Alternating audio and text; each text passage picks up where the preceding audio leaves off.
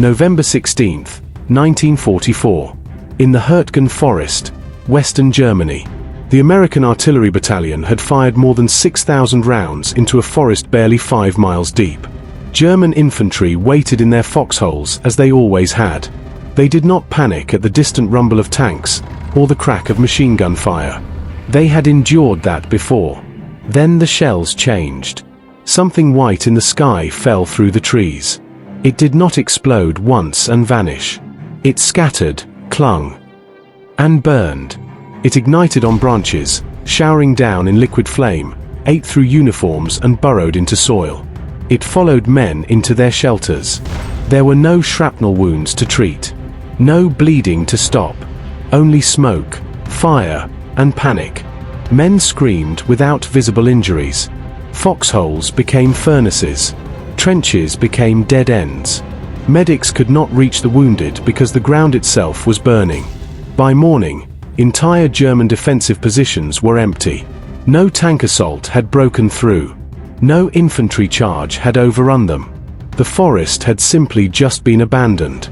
This weapon was not new either. It was not a secret. It had existed for decades before the war. But by late 1944, German interrogation reports, unit diaries, and battlefield accounts began repeating the same conclusion with unsettling consistency. The Americans are raining hell on us. These injuries are untreatable. This story is not about spectacle. Neither is it about cruelty for its own sake. It is about why the US Army deliberately integrated a weapon designed to blind, burn, and disorganize, and how that choice quietly reshaped infantry warfare on the Western Front. It begins in a forest where the ground itself turned against the men trying to defend it. If you're enjoying this story so far, please like, leave a comment and subscribe to our channel. It really helps us create more videos like this. Before 1943, German defensive doctrine rested on confidence shaped by experience. German infantry were trained to believe they could hold ground against superior numbers through preparation, discipline, and endurance. Field manuals emphasized carefully constructed positions, deep foxholes, reinforced bunkers, interlocking fields of fire, and even camouflage that blended men and weapons into terrain until they were nearly invisible. Concealment and stillness was survival. Even time was survival. This belief system had worked before. In Poland, German infantry absorbed artillery fire and advanced once it lifted. In France, they endured bombardment, then re-emerged to restore cohesion. And in North Africa, even under Allied air superiority, disciplined units learned to wait out fire and reoccupy positions once the storm passed. Artillery was feared, but it was understood. High explosive destroyed what it struck, but left nearby cover intact. Smoke blinded temporarily, then dissipated. Shrapnel wounded, but did not spread. German training taught soldiers not to panic. Do not move during a barrage. Do not reveal your position. Stay underground. Let the shells fall. The assumption was simple. If a position could survive the bombardment, it could still fight. But one weapon defied this logic. Its name? White phosphorus. It did not behave like conventional artillery. Neither did it strike once and end. It did not respect cover. When a phosphorus shell burst, it scattered burning fragments across a wide area. Those fragments ignited instantly when exposed to air. They clung to fabric, adhered to skin, and burned into soil and wood, continuing to burn even after impact. At temperatures exceeding 1,300 degrees Fahrenheit, phosphorus did not wound in the conventional sense. It consumed. Foxholes that had protected soldiers from blast and shrapnel now trapped heat and smoke. Dugouts that once offered safety filled with burning particles and toxic fumes.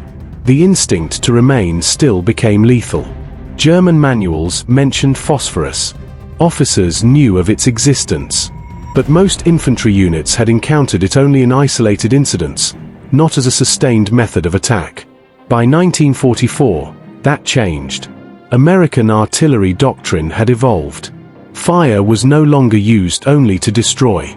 It was used to shape behavior, to force movement, to break cohesion, to deny the enemy the ability to remain concealed. Phosphorus was not deployed everywhere. But when it was used deliberately, it undermined the core assumptions German infantry had relied on since the beginning of the war. The battlefield rules they understood no longer applied, and the confidence that had once allowed them to endure artillery began to collapse, quietly, methodically, under a weapon that made hiding impossible. By 1943, the US Army had reached a hard conclusion about infantry combat in Europe. Firepower, not maneuver alone, would decide survival at the front line. White phosphorus entered American doctrine not as a terror weapon, but as a system solution. American planners viewed the battlefield as a problem of coordination.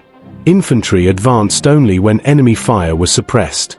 Armor moved only when infantry could follow. And artillery existed to make both possible. White phosphorus, which became infamously known simply as WP, fit this system precisely. Unlike high explosive, WP was not limited to destruction. It obscured vision instantly and marked targets clearly. It ignited equipment, vegetation, and exposed material. And it forced soldiers to move, or burn where they stood. This versatility mattered more than raw lethality. The M15 and M64 white phosphorus artillery shells were designed for standard American guns. They required no specialized launchers, no unique logistics chain, no change in doctrine. A battery already firing high explosive could switch to WP without pause. Mortar units carried WP rounds alongside smoke and fragmentation. Company commanders did not need permission from higher headquarters. Forward observers did not need new procedures. They used the same radios, fire missions, and the same coordination with infantry and armor. This seamless integration was deliberate. The United States had learned from early failures in North Africa and Italy. German infantry positions were resilient. Foxholes were deep. Camouflage was effective. And machine gun nests were difficult to suppress permanently. High explosive could neutralize a position, but only briefly. Once the barrage lifted, defenders often re-emerged. White phosphorus denied that option. When WP rounds burst overhead, burning fragments scattered unpredictably. Foxholes filled with smoke and fire. Protective earthworks became confinement, and soldiers were forced to choose between exposure and immolation. American doctrine exploited this reaction. Artillery schools emphasized speed of response over perfect accuracy. A forward observer was trained to request fire quickly, adjust rapidly, and shift effects as needed. White phosphorus magnified this approach. A single WP mission could screen in advance, expose defenses, and disrupt coordination simultaneously. Follow up with high explosives, then strike moving targets already disoriented. This sequence became routine. The scale of American industry made the doctrine sustainable. Factories produced millions of artillery shells per month. Fuses were standardized. Supply depots were predictable, and replacement ammunition arrived faster than units could expend it. German forces could not match this tempo. By late 1944, German infantry units reported a pattern. They could endure shelling and tanks. They could even endure air attacks, at least briefly.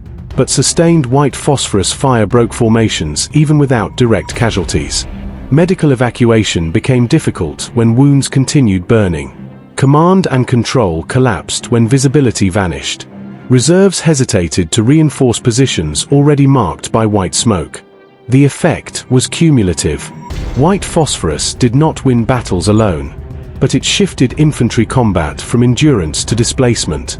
Holding ground became more dangerous than yielding it, and defensive doctrine built on patience no longer functioned.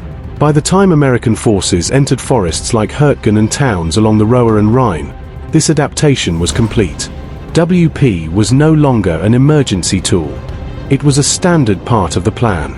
German positions that once absorbed punishment now unraveled under coordinated pressure. This wasn't intentional cruelty. It was simply efficiency driven by necessity. After the landings in Normandy, the atmosphere of the war in Western Europe changed. German forces no longer sought decisive maneuver. They prepared to hold ground.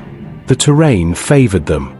The bocage country of Normandy formed natural fortresses. Earthen hedgerows rose higher than a man. Fields were enclosed by thick banks reinforced with roots and stone. Machine guns disappeared into green walls and mortars fired unseen. Every advance became close, deliberate, and costly. German infantry doctrine was well suited to this environment. Units were trained to absorb bombardment, remain concealed, and reappear once the fire lifted. American commanders saw the pattern clearly. The enemy did not break under pressure.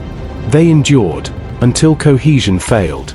General Omar Bradley, commanding the U.S. First Army, recognized the problem early. Firepower had to do more than destroy positions. It had to force movement. White phosphorus provided that lever. In Normandy, WP was used to strip concealment from hedgerows. Smoke alone blinded briefly. High explosive damaged selectively, but phosphorus penetrated both. When WP rounds burst along hedgerow lines, burning fragments fell into trench systems and fighting holes. German infantry were forced to expose themselves to escape the heat and smoke. Once visible, they were engaged by riflemen, machine guns, and follow-on artillery. This became a repeatable method. As the campaign expanded westward into Brittany, the problem shifted from fields to towns. German strongpoints occupied stone buildings, cellars, and narrow streets. Urban defense favored the defender. Again, American commanders adapted. WP rounds were used to mark buildings, obscure windows, and deny interior space. Defenders who remained inside faced smoke, fire, and collapsing morale. Those who fled were met by direct fire. By August, this pattern was established across multiple armies. General George Patton's Third Army emphasized speed and pressure. White phosphorus was employed to prevent German units from re-establishing defensive lines. A position forced to move could not regroup. A unit displaced under fire could not coordinate withdrawal. As summer turned to autumn, the front hardened again. The approach to the German border brought forests, rivers, and prepared fortifications. The Siegfried Line was not a single wall, but a network of bunkers, trenches, and dragon's teeth. German troops believed this line could be held, but American artillery planners disagreed. By October 1944, white phosphorus was no longer an improvised solution. It was integrated into preparatory fires. Batteries planned WP missions alongside high explosive as a matter of routine.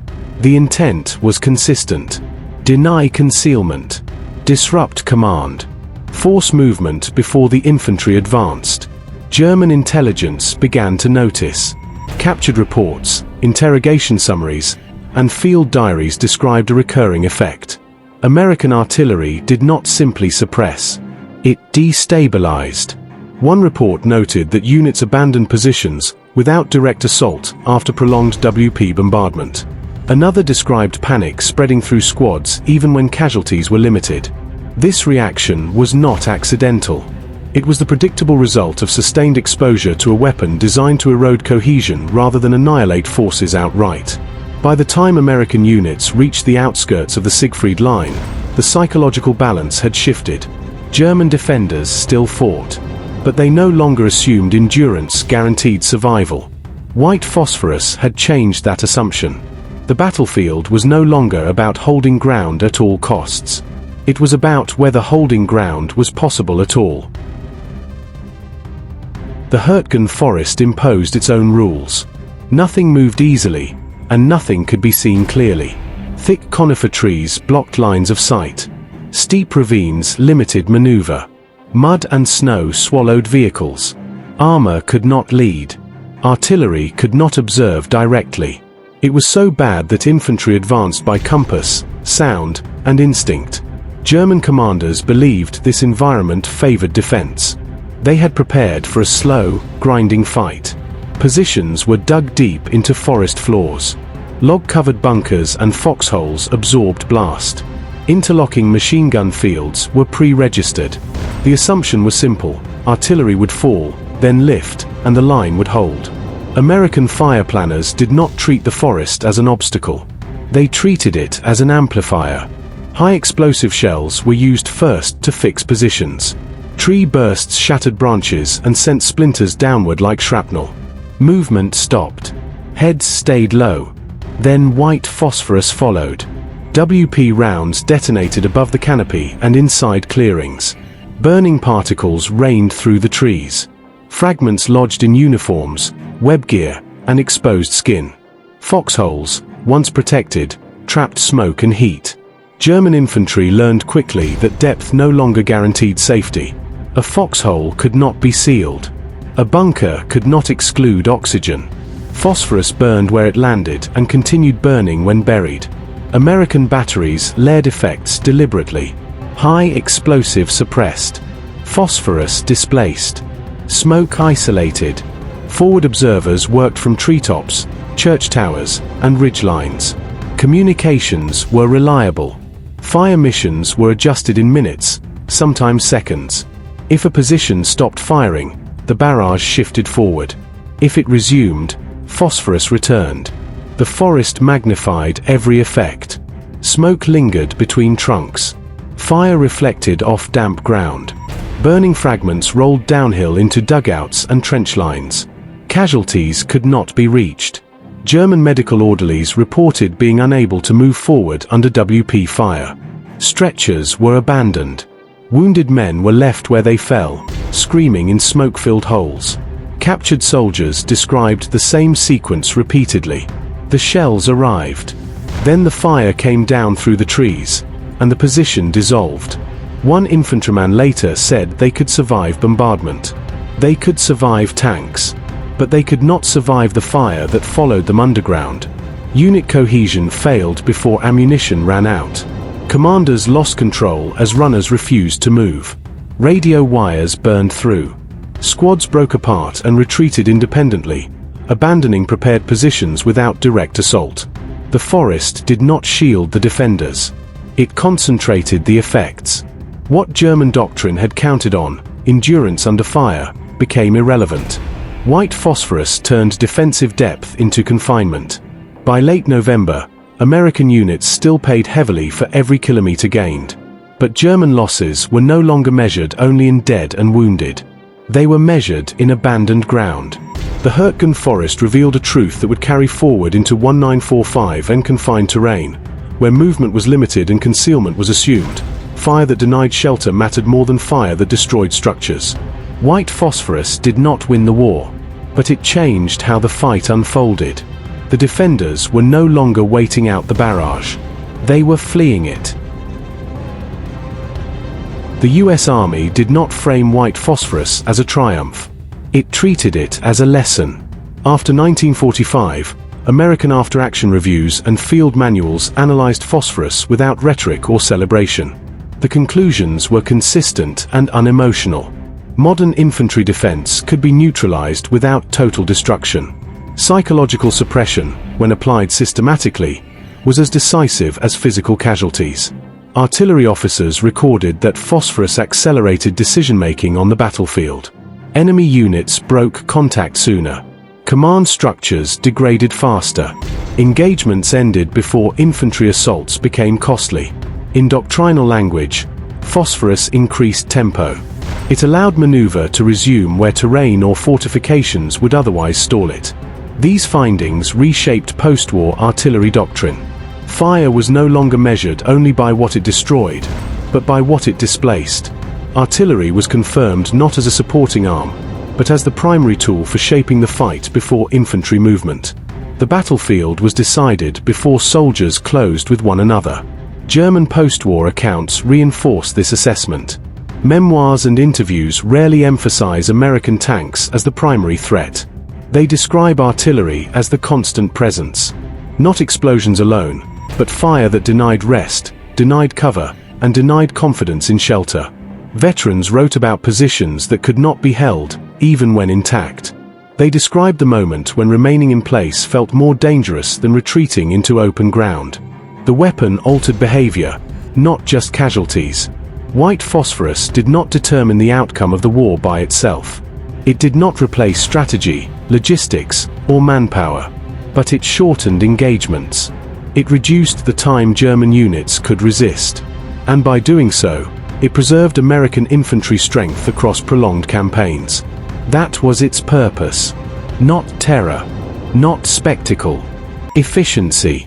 If this kind of analysis helps you understand how wars are actually fought, and why they unfold the way they do, consider subscribing to the channel. These stories are not about glorifying weapons or victory. They are about understanding systems, decisions, and consequences that shaped history. Until next time, my history lovers.